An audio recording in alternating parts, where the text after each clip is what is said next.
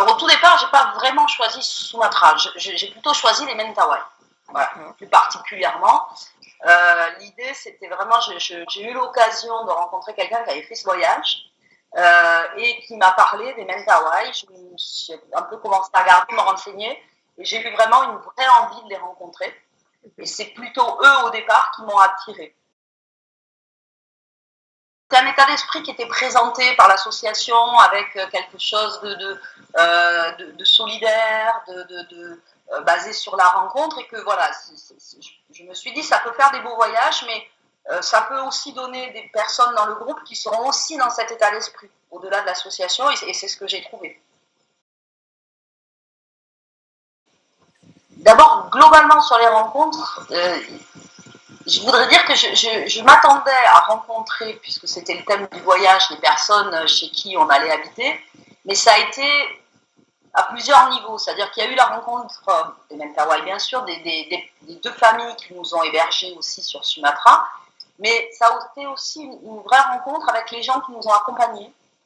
Ça a été une vraie rencontre avec les gens du groupe, parce qu'on a pu avoir le temps d'échanger. C'était aussi une vraie rencontre entre nous.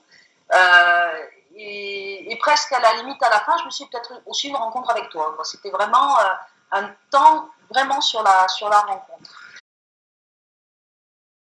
On était un groupe de 8 avec des âges très variés, hein, puisque ça allait de 27 à 60 ans.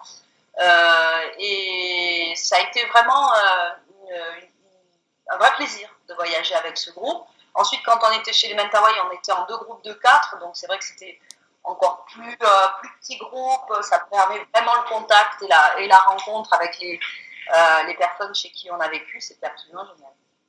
On a vraiment eu l'impression qu'on voyageait en famille, quoi. Alors après, bien sûr, qu'on ne vient pas du même coin de la France, qu'on n'a pas le même âge, qu'on n'a peut-être même pas le même milieu social les uns et les autres, peu importe, et que c'est pas sûr qu'on se revoit. On garde un petit lien de temps en temps, un petit mot, une photo, on échange un peu, et peut-être que ce lien se perdra dans le temps, mais à l'instant T, pendant 3 semaines, il a été très fort, et c'est vrai que chacun a fait attention à l'autre, et encore une fois, pas forcément les plus anciens qui prenaient soin des plus jeunes ou l'inverse, c'était vraiment dans tous les sens, et c'était super agréable, quoi, super agréable.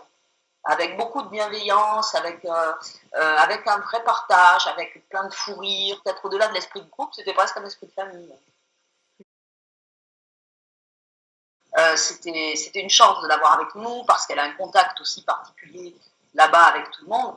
C'était vraiment magique, et puis parce que c'est quelqu'un elle a pris soin de chacun de nous, elle est très attentionnée, voilà, elle a vraiment géré le groupe de main de maître, mais avec une attention pour chacun, avec un lien qu'elle a su nous permettre avec toutes les personnes qu'on a rencontrées, d'ailleurs que ça soit sur Sumatra ou sur Siberut avec les Mentawai.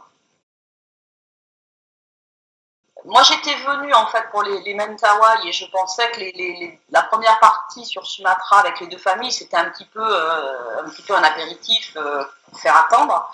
Et autant quand on a été dans la vallée d'Aro avec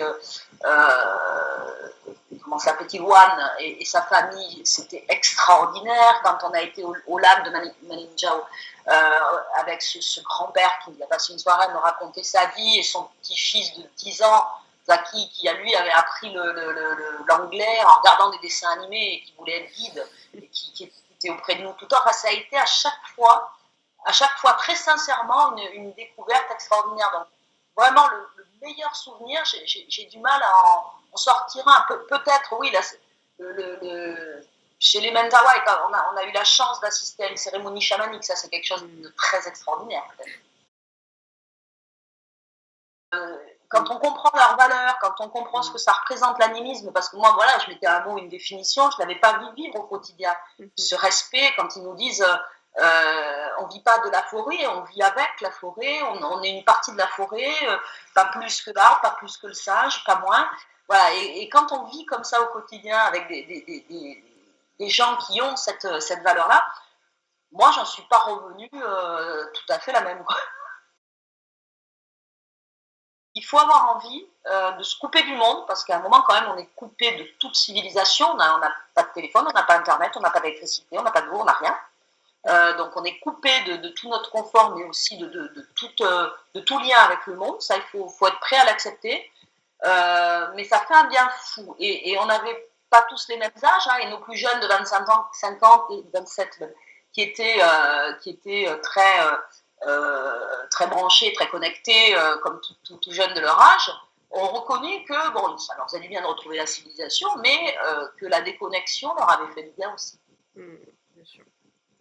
Mais il faut être prêt à l'accepter, ça. Et puis être prêt aussi vraiment à accepter ce rythme parce que voilà, ils ont un rythme qui est à eux, qui prend le temps de parler, de se rencontrer, de se connaître. Ils ne sont pas tout le temps dans l'action. Par contre, c'est une vraie richesse quand on arrive à parler avec eux.